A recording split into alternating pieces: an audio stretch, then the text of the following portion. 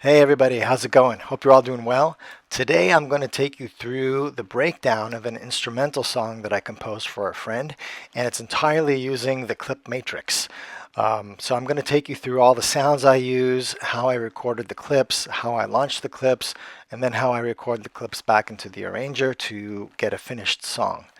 But before we start, I'd like to ask you to please like and subscribe, and that will really help me to see that you guys are interested in the content that I'm making, and I will continue making more.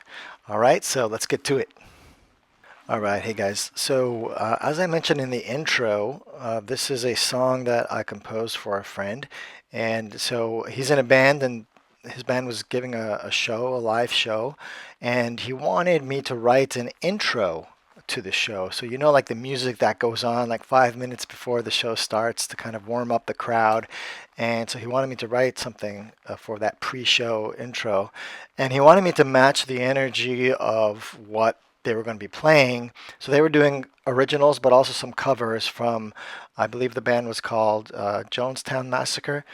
Sorry if I got the wrong name, but and the one of the cover songs is called Anemone. And so I've tried to match kind of the energy of that song.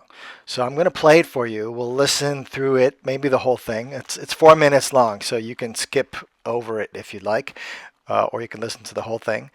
And then after I play it, I am going to break it down. We're going to go through all the tracks and the sounds that I'm using, and then I'll show you how I recorded the various clips, how I launch the clips, and then how I recorded it right back into the arranger, as you see here. And basically everything now shows up in the arranger. So we'll take a look at that right after we listen to it. All right, enjoy.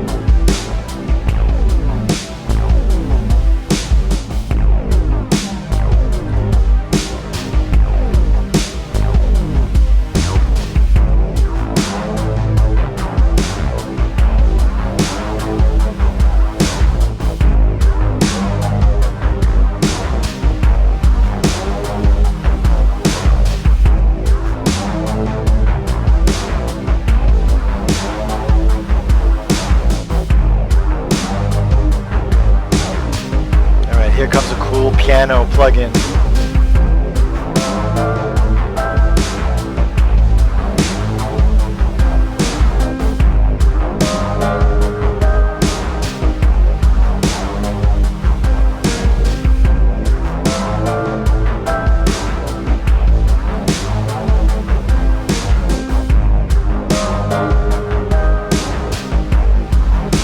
Yeah, we got a little break.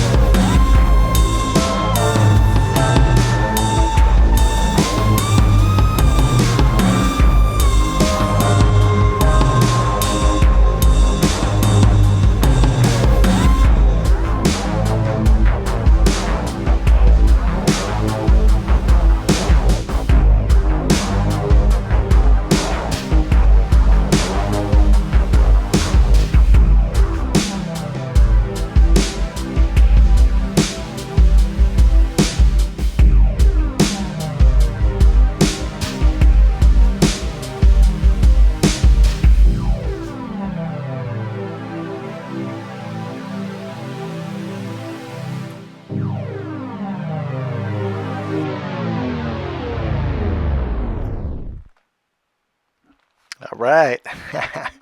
Oh man, I love that. So it's pretty much like one long beat, right? And there's a lot of layers. There's a lot of parts coming in, a lot of different instruments coming in. Actually, there aren't that many tracks, but different layers. So let's go through them. All right. All right. So let's go to the main page, and we'll start out with the drum kits that I'm using. So I'm using two kits, one for kind of the bass drum, the snare, and the hi-hats, and then I have another kit where I'm using the toms. And so this is, I believe, from a MPC expansion. Let's go here. It's Indie Rock Drums Volume 2, and it's the warm brush kit that I'm using down here at the bottom. And the other kit that I'm using is from Cinematic Drums, another expansion, and Tom City kit. All right, so Tom City, I guess that's what drew me to that for the toms. In any case, let's go back to main. And here's a warm brushes kit. Let's check it out. It's very big. It has reverb. It has delay with 5 or 6 feedbacks coming, and at first it sounds like a lot, but in the mix you don't really hear that feedback, and it just lends to the richness of the sound. So, and hi-hat.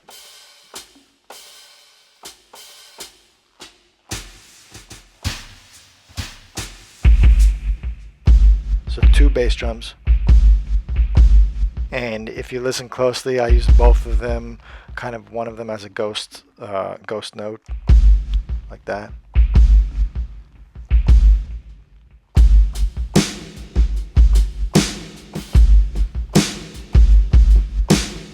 And then we have nice ride sounds here. Very realistic. I'm really happy about that. Nice crash, warm. And this had toms, but they're kind of not in the tune that I want. I could have tuned them, but let's check out the toms from the Tom City kit. They're here.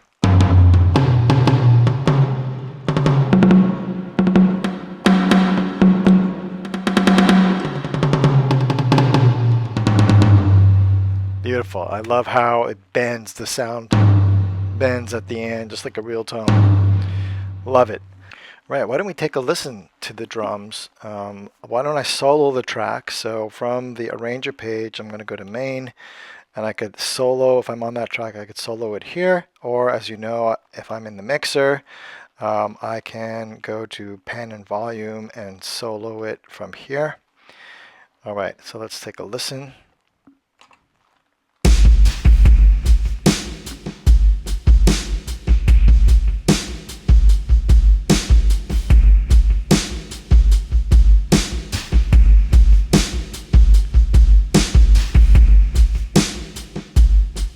Very straightforward beat, but I change up the bass drum every now and then to give it the feeling of a live, kind of a more live feel and not so programmed. All right, so let's go to plugin 1. I unsoloed the drum track so that we can hear this track. It's track 1. This is my synth track. It has a beautiful texture to it.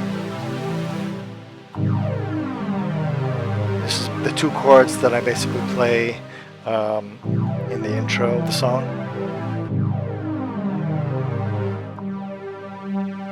So it has a nice lush analog sound. I love it. So let's check it out. What is it from? So it's in Tube Synth, and it's in pads. Let's see where it is. Easy sweep. So do you see that? There's so many different programs to choose from in this folder. I keep saying that the plugins, the stock plugins in the MPC are just fantastic. you need to explore them. This is the Tube Synth plugin. All right. So I'm using Easy Sweep. Let's go back to main, and you can, if you want to change the settings in there, you can click right here on the icon of the plugin, and it gives you the different settings. This one has, so many different parameters you can play with. It has the oscillator, you have a mixer, a filter that you could play with. You have you can adjust the envelope, the attack, decay, sustain, release, etc. You can there's a low frequency oscillator you could play with. What else? This is setup. I'm not sure. I haven't played with all of it. There's so many different parameters to play with. Like it has width here, so you can give it more of a stereo sound. It's just, again, endless. You can also have effects. It has its own effects: chorus, delay, reverb, compressor, etc. It has this hype plugin. So again, a really well-built plugin to give you, an infinite amount of sounds. So yeah, but I'm just using kind of the Easy Sweep preset.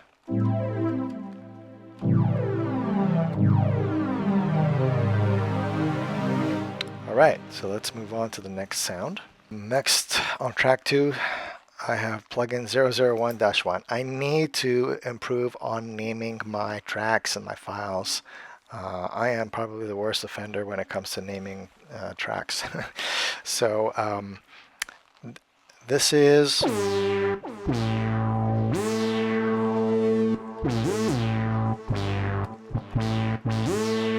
This one is called Tubes. Again, it's from the Tube Synth plugin, and it's called Blizzard.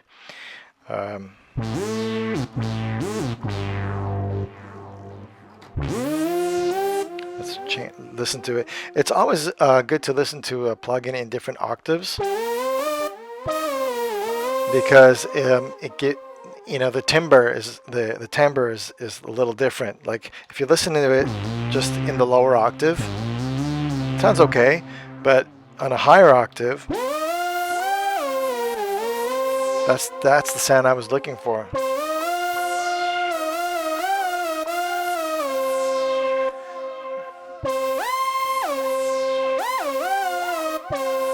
All right. And again, if you want to change any settings, you would just click on the icon here, and you have all the settings. So once again, I'm using the Tube Synth plugin.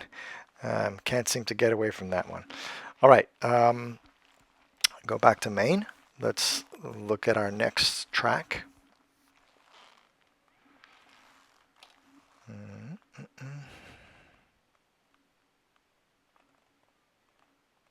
All right, track 3 is the toms.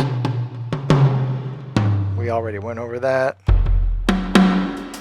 This has some pretty good drums as well.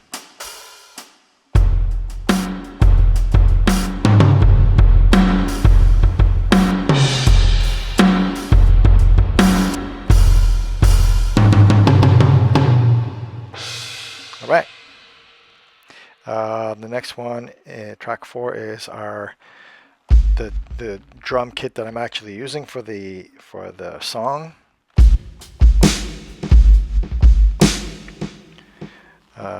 And track 5 is, this is a fun one. This is one of my favorite piano plugins. It's a kind of a warped tape sound piano. It's called Urban Piano, and the plugin is Fabric. Let's just go check it out. So hit the Sounds button, and then you see Fabric is selected. Go to Fabric, Pianos, Urban Piano. There it is. And it, again, here it is.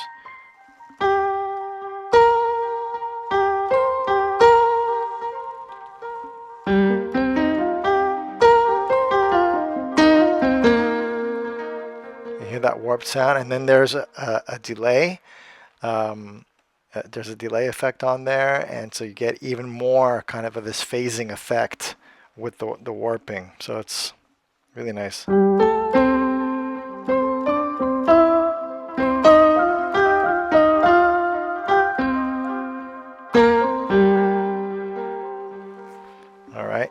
next plugin or next track. Oh yeah, this is the track that I use, or this is the sound that I use for my bass. And once again, guess what plugin I'm using? Tube Synth. Once again, this is called Pulsing Grub. I did modify it, so I called it RM1. That's my name, Rafi Manoukian. In case you were wondering, my first name is Rafi. Yeah, my channel is just Manoukian, but I got my full name in the description. Anyways, so RM1, and I'm using Tube Synth. Let's go to Sounds, Tube Synth, User, and there it is. And if you want to go into the editing from this page, you just click Edit Instrument. And once again, here are all the different pages you can play around with. You could spend hours, and I encourage you to just set aside a session and play with all the knobs and figure out what all the different oscillators do and all that good stuff. But let's listen to the sound. So it has a pulsing, it has a bend, to it when you approach the note.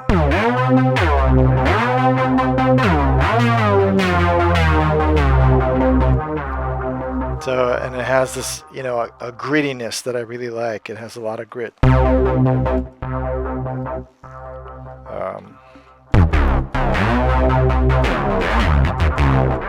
It's kind of the bass line I use.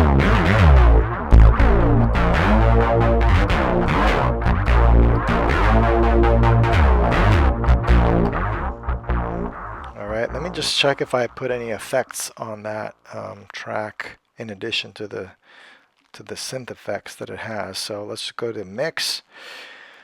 Yeah, so I just have a EQ on there, para EQ. Let's go back to main.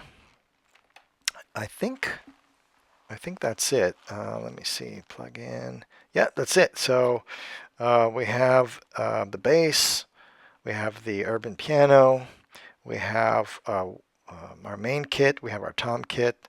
I have a lead plugin called Blizzard, and then I have the Lush pads called Easy Sweep. All right, so those are the tracks.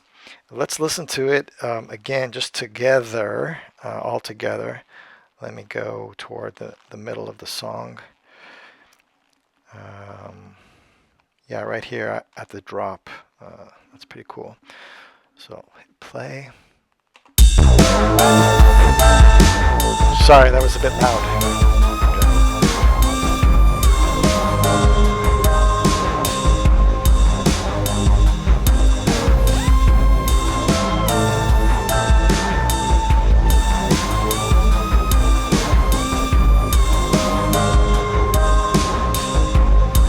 Good solo through some of them. That's the lead. The pads with the lead, and let's get in the drums.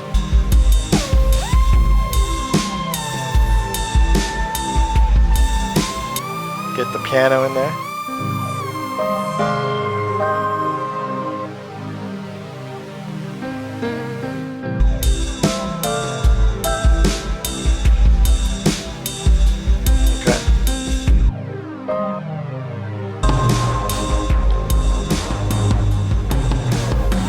So it all comes together really nicely, and of course you have to spend some time with the mix, with the gain staging, make sure that everything's coming through. I don't really use any ducking. I'm not well versed in ducking, which is cross-chain compression with the bass drum. Sometimes I find like it creates this weird, dip in volume that I don't really like, which is the whole purpose of the ducking. But so I just try to balance things in the mix. But that's something that I need to work on. There's a great plugin called Mother Ducker on the MPC, and so I need to play around with that more this year. Another to-do list item. now that we went over all the tracks, let's go and see how we recorded all the clips. So let's go over to the clip matrix. Okay, so from the main page, you can access the clip matrix. Either, you should see the icon. If you hit the menu button, you should have the icon somewhere in this page. I dragged my, if you don't know this, you can actually hold down an icon and drag it to a location that you want. So I dragged over the clip matrix into the shortcuts here, and that way I can get to it pretty quickly. And here it is. So this is my clip matrix, and let's go over what we're seeing here. It's just to orient you geographically on the clip matrix. Okay, as the term implies, it is a matrix, meaning that you have an x-axis and a y-axis, and then you have the intersection between those two axes. So on the y-axis here, we have the different tracks. All right, we have that replicates the tracks that we have in the arranger, or if you look at your mixer, it's the same order. All right, and those are displayed from left to right in columns. On the y-axis, or the vertical, we have on this right side here, we have these squares. We have these squares with the little play triangle on it, and those are buttons to launch the row. Okay, those are the launching buttons for the row. And the way the clip matrix works is you have a various number of clips on a row, and then you can either launch them individually by pressing on the clip, or you can launch them together. If you have like 1, 2, 3 clips together, you can hit that button and launch them all together. The whole row gets launched. If you have one row playing and you hit another row button, then the previously playing row will stop at its designated time, which I'll talk about in a second, and then the new row will start playing. Okay. There's a quantization where you can actually set it up such that one row will start playing after a given number of beats, like after a quarter note or after an eighth note or after a bar. So once you press it, it waits that amount of time that you set for the quantization, and then it starts launching the next one. Okay, but I'll show you examples of that in a second. Let me backtrack a little bit and talk about what a clip is. So when I first started this, I had no idea what they meant by a clip. I was used to the term loops. In my mind, a clip is a loop. All right, it's basically it's a sequence of events that you're playing, MIDI notes or an audio, and it plays it across X number of bars, let's say 2 bars, and then it loops around, and then it keeps looping, and you could stop it, you could start it, you can play clips or loops from different tracks simultaneously or in sequence. So that's basically what it is. So every clip here represents a loop of music. All right, and then the idea of the clips is twofold. So one is it allows you to quickly capture an idea and record it on a certain instrument, and this prevents you from having to go into the arranger and set everything up, and you can just go to clip record and record directly into a clip, and it's like a little sketch pad or a draft, if you will, and then you can build on that clip. You can overdub on it, and then when you like it, you move on to your next clip, and then that's how you build it. So it's basically, if you think of it with the arranger in mind, it's basically a sequence, right? So for those of you who are used to the MPC software, a sequence is a combination of tracks that you're playing together, right? You're launching it. You can loop the sequence if you want. Well, that's what the clips are in essence, okay? But what the clips allow you to do is it allows you to play more in loops, okay? So let's try one out. Enough talking, let's demonstrate. Let's go to the first plugin up here in the corner. This is my this track 1. This is my pad synth. So let's play. I'm going to tap on the clip, and it's playing. Now you can see that the white tracking line. That means it's playing the clip, okay? And then once it reaches the end, it's going to loop back and play it again, okay? So this is viewing it as a clip. If I wanted to, I can view it as I can view it in the grid mode. Let me just stop this here. Okay.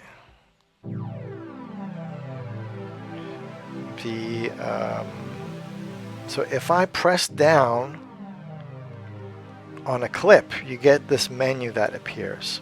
Okay. I can go to edit clip, and you can actually see the clip right here. Okay, in the edit clip, you have different functions that you could do. You can this is just like editing, you know, a sample, for example. You can set the start, you can set the end, you could trim it, etc. And there's different. You can set the loop length. So right now I have it set at 4 bars, so 1, 2, 3, 4, and it loops around. I could take off the loop if I wanted to, or turn it back on. And this is right now I have legato mode selected. Real quick, I'll come back to this later, but legato mode is allows you to have your clips in sync with each other. All right, because if you stop and start a clip, if a clip is not in legato mode and you stop it and you start it again, it's going to start from the beginning of the loop. Okay, but your other loops that you have playing will continue in their sequence. And so when you start this loop again, this will be out of sequence with the other loops. So you may have seen that happen.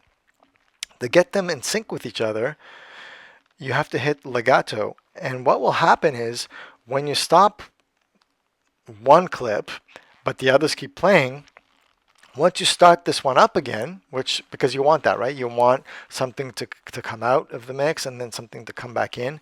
When it comes back in, it's going to come exactly at the right location in the sequence of notes. So it's as if it never kind of ducked out. It's going to continue playing along with the other clips at the right location. So I always have my my clips to legato mode, just because the way I work. And also the launch mode is another function. So if I double click on the launch mode, you have the choice between toggle and trigger. And I usually have it on toggle, meaning that every time I press a clip, it will start it or stop it. If you have it on trigger and you press a clip, it will always continue playing. And every time you press the clip, it will start over from the beginning. It won't stop. It's just going to start over, keep starting over. Okay. So if you want your clip to start and stop, make sure you have it in toggle mode.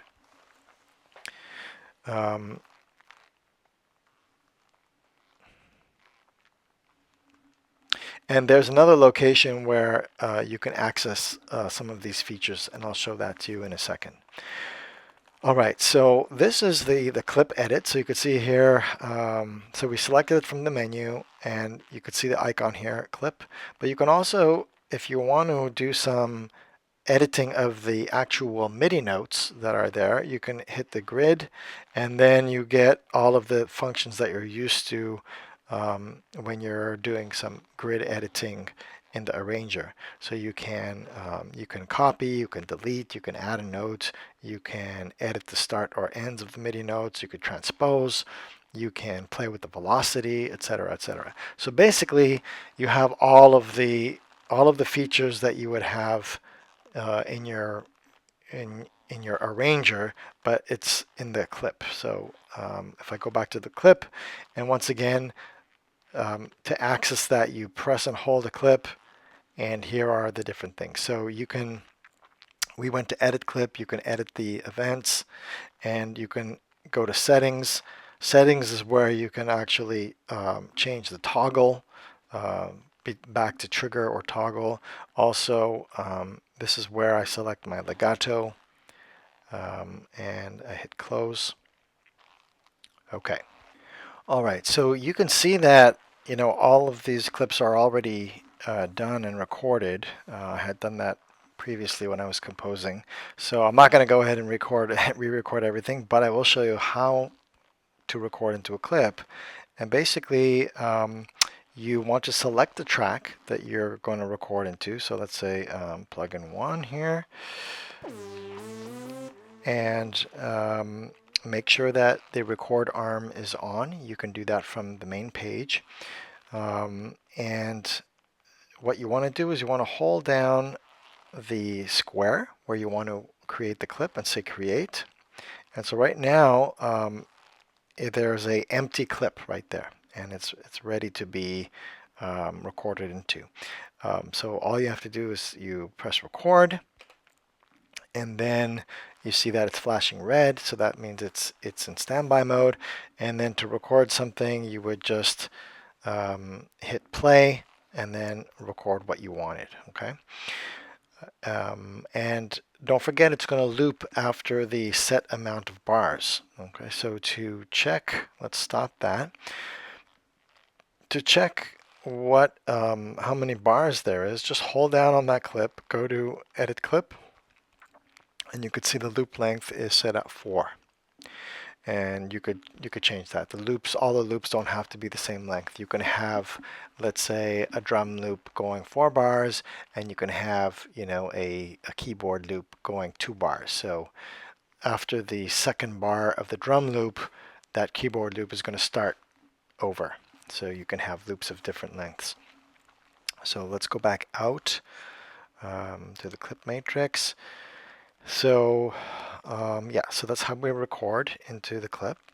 And then to play back, well, oh, the other thing is, you know, when you create a clip, I always go to settings, and for me, for my preferences, I will pick toggle. So I'll go ahead and select toggle there, and that way I can toggle the clip on and off.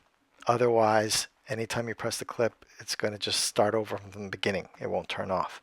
And legato. Legato is to synchronize your clips. Very important. Again, for the type of performance that I'm doing with the launch of the clips. So let's close this. And now I'm going to just play these individual clips for you, just so you could see the recording of each clip, and then how it sounds like when we launch a row of clips. Right now, my matrix here is full. I actually have more clips that you don't see here, but what you can do is you could scroll down using this up and down arrow or side to side arrow. So if you're like me and make too many clips, I can actually scroll down and I could see all my clips there. So I'm going to scroll back up. It's too bad that you can't do it by touching and dragging the screen. It'll be much faster to do that, but in any case, you can also do it with the pads. So there's a button here that you can have the pads have a function of actually launching rows. So you see they have the different colors. It's the colors match the rows. Or if you press that button, you can select here the pad mode. So you can have the pads launch the individual clips. So you could see that it takes the pattern, the colors. Here you have blue, blue, a space, another blue. So it's taking the pattern of what's on the screen. But it's only because we only have 16 pads here, this is the area that it captures. Okay, if you want to use your pads to trigger another area, once again you have to scroll down, and you could see how the pattern is changing here. Again, it represents what is in this square. All right, I personally don't use that at this point in time, so I'm going to go back to row launch over here. All right, so let's go back to the top, and I'm going to take you through my different clips. So my first clip is the pad, the synth pad that we have. Okay, and then it's going to loop around. That's all it is. Very simple. And in the performance, when I launch the clips, I can, start or stop that. So again, I use the stop mechanism here, the stop button here, but I can stop it by pressing the clip itself because I have it in toggle mode. So it's flashing and then it's stopped. Okay, you saw it flashing because once again there's the quantization. It will stop when it gets to the preset quantized location. In other words, for example, the global quantization is set to 4 bars here. Okay, so let me just show that again. You have this settings cog over here. You press that and you get some global settings. Right now, my quantization is set to 4 bars globally, meaning that whenever I start a clip, if I want to stop it, it's going to go 4 bars before it stops. Okay, you could change this to any quantized stop location you want, from all the way to 8 bars all the way down to a 16th note. So if you want something to stop right after you press it, you would use the 16th note, because at the next 16th beat it will do whatever command you did. Okay, so either stopping it or starting it, and I'll show that to you in a second with an example. So that's in the global, but you can have you can have individual. Let me select this and go to settings. For this guy, for the individual clip, I set it for 2 bars. So the default global is 4 bars, but then you can go and set different individual launch quantizations for different pads depending on how you want to perform them. Okay, this one I have at 2 bars because I know that my loop is 2 bars, and it's easy for me. I don't have to wait for the exact second to stop it or to start it again. I know that once I want to stop it, when it reaches the end of 2 bars, it's going to stop. And so let me show you an example of that. Let's close this. I'm going to start it, and then I'm going to stop it, but it's flashing, and it's only going to stop when it reaches the 2 bars. Okay. And here I'm going to wait till it passes the 3rd bar. Okay, I'm going to press that. It's going to go to the end, and then it's going to stop. Okay, because I had it set at 2 bars. Let me get rid of this clip here that we were using. Okay. Now I have. Let's go to another one. This is the drum kit. Let's see, I have this set at 1/16th note, okay, for the launch quantization. So what does that mean? That means as soon as I stop it, it's going to stop at the next 16th beat. See, so that's really great. And then it starts up. The sequence is going in the background. You saw that it didn't start where I stopped it. It's continuing with the time of the loop. So if I stop it, then I start it again, it's going to continue. And that's because I might have something else playing, like the pads. So I'm just going to show you how they're in sequence. I'm going to stop the drums. Pads are still going. You see, it's synchronized with the clip again. Okay, the drum started where the pads, wherever the pad sequence was at, where it was playing. Hopefully that makes sense. And then if I put in another plugin like here, you see it started where the other tracks were. So everything is synchronized. I could stop that and then start it again, and it starts synchronized with the other clips. Okay, so that's again using the legato mode. So I'm going to stop all of these guys. Okay, so this is the pads. We heard the drums. So that's just the beat that I have on the loop. Then, then I have this bass plugin. Let me turn that up a bit.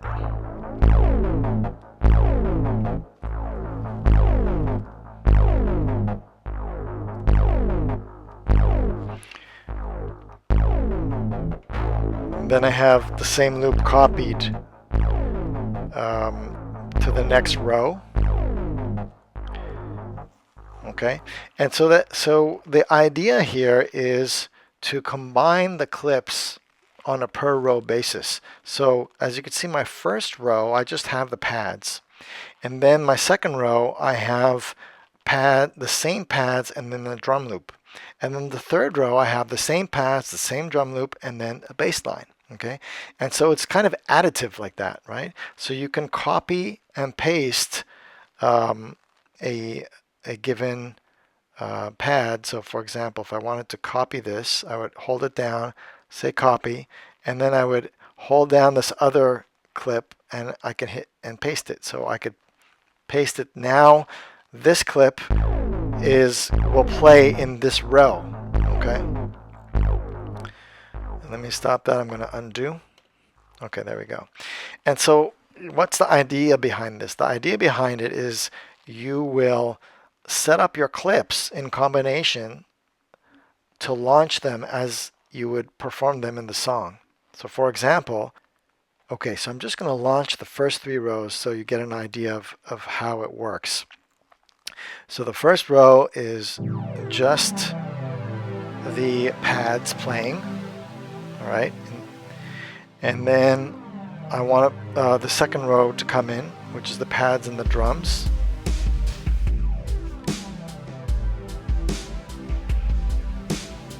Right,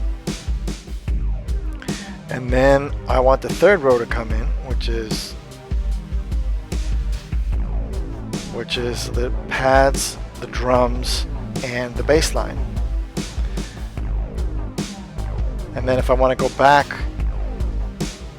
to the second row, now it's just playing the drums and the other layer. And now let's do this layer down here that has the piano. So now you could see I have the same pads playing, same drum pattern, but now I have the pianos playing here along with the bass. Let's move down. What else do we have here? Let's go down to this last row that has a clip in every track. 1, 2, 3.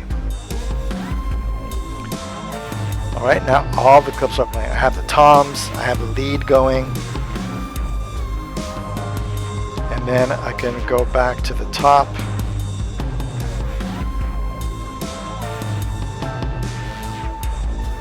And then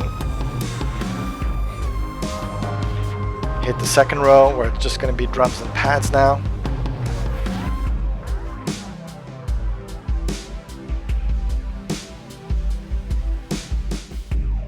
And then if I want a dramatic ending, I'm just going to hit this piano here.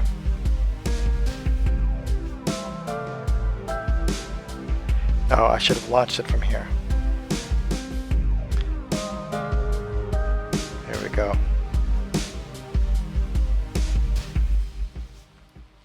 Okay, so that's an important thing that I just noticed. When you're playing a row, let's say I have this second row going.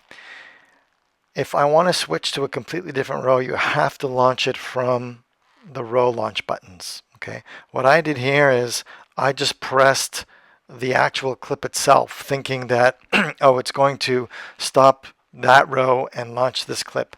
But that's not what happens. What happens is this clip played along with that row. So you can do that as well. You can stop and start clips while another row is playing. But anytime you press the row launch button, it will stop a previous row from playing. So let me show that to you again. So let's say we have a row that's launched here. Wait, let me just start again. Okay, so I have the pads and the drums. And now, if I just want the piano to play, I have to press the row launch. So now just the piano is playing.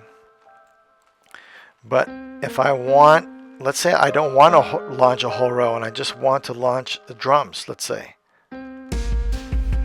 So now I have those two clips playing. Okay. And let's say I want to add, you know, a bass line to it. I can do that. Okay. So it's kind of like the track mutes or pad mutes that you use. You can turn them on and off like that. So I could stop the bass by just pressing it. Stop the drums. And all this performance you can record it, okay? But the idea behind having rows is you can already have clips pre-combined and launch them as a performance, right? And so let's go to this one here. Okay. And remember, each clip could have its own quantization, meaning it will stop at the beat, at the next beat that you set. So if you wanted to stop right away, you would set the quantization, the launch quantization, to be 1/16th, let's say. If you don't want to worry about it and you want it to stop at the next bar, you can hit bar, and then whenever you press it, it's going to wait to the next bar to stop or start. Okay. And you can see that whenever it's flashing white like that, off and on, that means that it's waiting to the quantized beat to stop or start.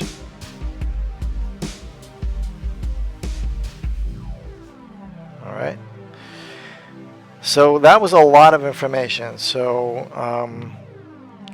you know, let me know if there's anything that isn't clear. Give me comments in the comment section, questions in the comment section, and I'll do my best to answer them. And what I'll do is I'll make more videos and break this down even further to the different individual functions of the clip matrix. All right, so let's see what's next here.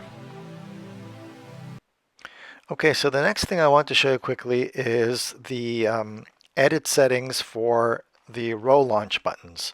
So I showed you earlier that if you press and hold a clip, you get these different functions, editing functions.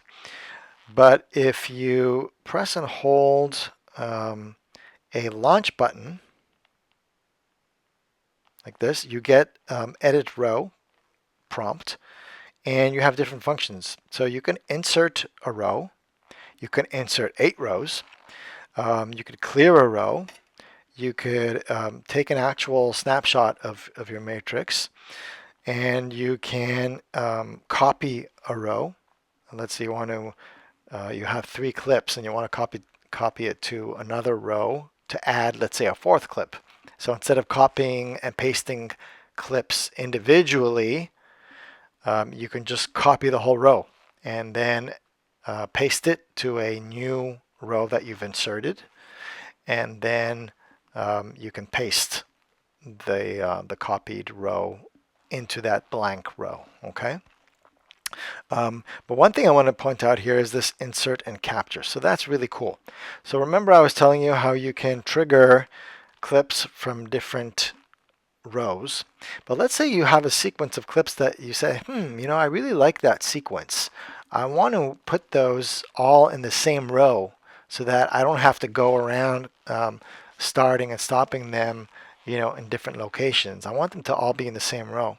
Well, that's what you would use this insert and capture function. So let's try it out.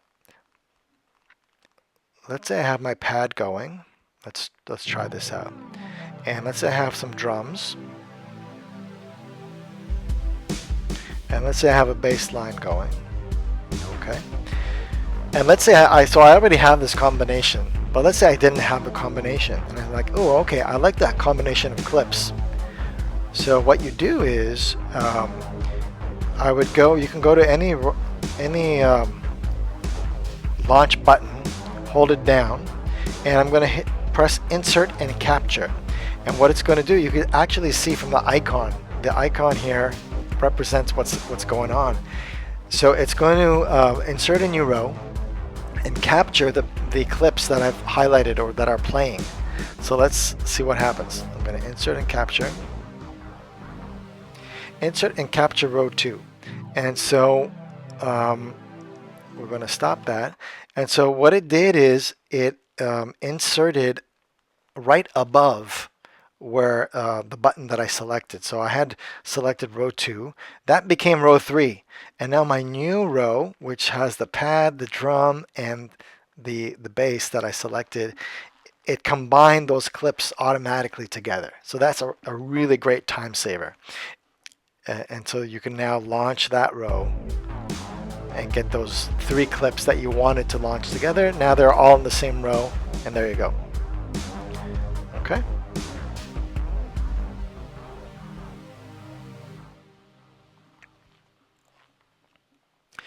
And the settings for that row, if you hold down the row button again, the settings you have a settings button, and that takes you again. Again, you can name the row, you can change the color, you can give it an individual tempo, which I haven't played around with. And then you have follow actions. So follow actions, it's really cool, but it's something you need to try out. And follow actions, what it does is it adds some performance automation. Okay, so what do I mean by that? If you, for example, select go to previous, okay, what's going to happen is once the row finishes the loop, once the clips in the row finish their loop, it's going to do whatever action you selected. So if you select go to previous, it's going to go to the previous row and start playing that one automatically. So let's say you have like a bridge, and you know that once that bridge plays, it's going to come back to, you know, the chorus that's represented by a certain row. Well, then instead of pressing it yourself, you can program it so that it goes to the previous one or to the next one. And there's all of these different combinations that, you know, some of them I'd have to figure out what they are. But let's just do the previous. So let's hit to previous and say close. So let's try it out. So we're going to go to previous. There's one more thing in the settings that I forgot to mention because it was hidden. You have to scroll down all the way. The action time. So what that means is you want it to follow this action after an X amount of designated time. So right now it's 1 bar. So that means that it's going to go to the previous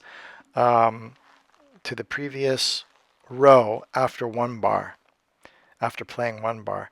But let's say you want it after 2 bars. Okay, so let's select that, and we'll close this. And so let's try it out. So I'm going to, so you could see that the arrow icon has changed. It's a backward arrow on number 2. I don't know if you could see that. Whoops, sorry. I pressed the wrong button there. So if I press number 2, after 2 bars, it should go back to track number 1. So there we go. It did that.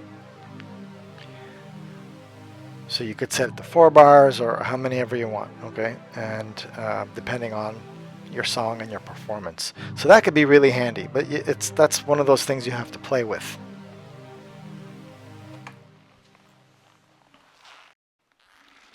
All right, so once you have all your clips done, you record different loops in each track. You've set their trigger mode, you've set their quantization, you've set the different actions in your launch buttons in the launch row here to launch the different rows in sequence. What you want to do is practice your performance. So practice how you would play each row or each clip, starting and stopping the different rows. And once you have that down, now you can record them into the arranger. Okay, so again, that's just another way to record stuff into the arranger so that you're capturing your performance from the clip. So these are all your ideas that you captured in individual chunks, and you practiced and performed different ways that you can perform them and play them. And now you're like, okay, yeah, I want to capture that. Let's freeze that into an arrangement.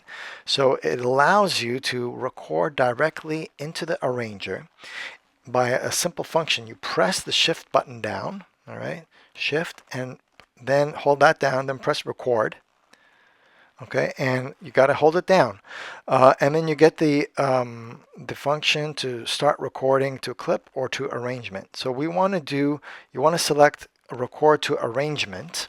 All right, so let's hit that, and then you see it's in standby mode right now. So record and play are flashing. So when I hit play, it's going to record anything that I perform. So remember, you practiced your performance.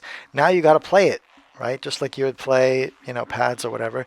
You got to play the clips in the sequence that you want it to be, and that's going to be captured in the arranger in a linear fashion. So basically, all your clips will now turn into a linear arrangement of events.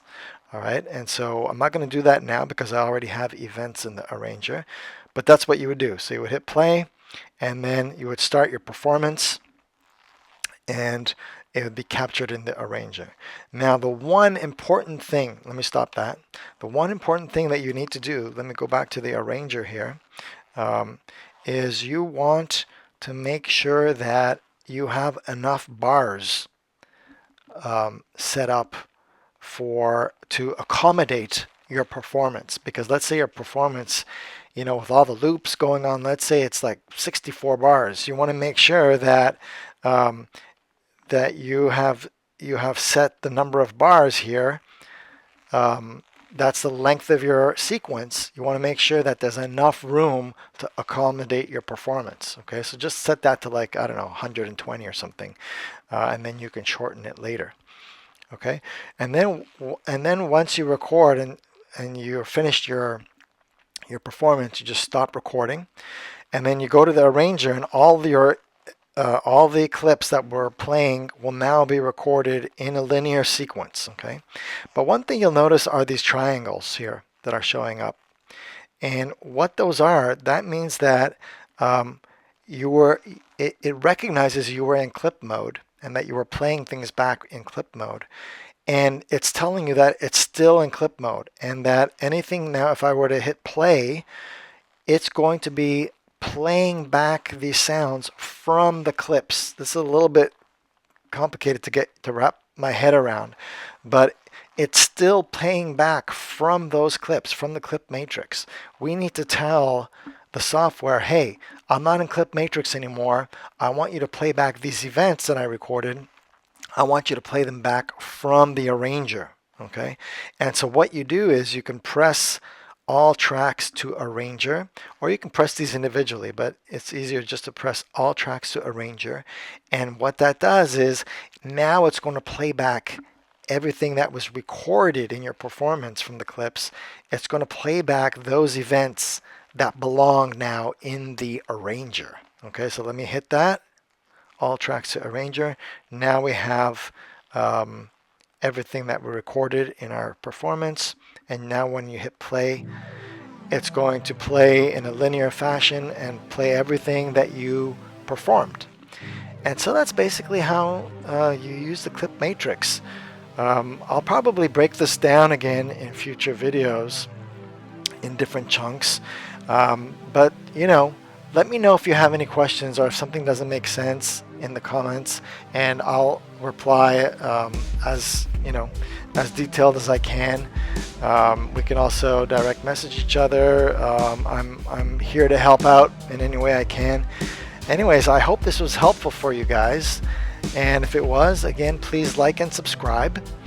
This was a long video, I know, and thanks for staying to the end.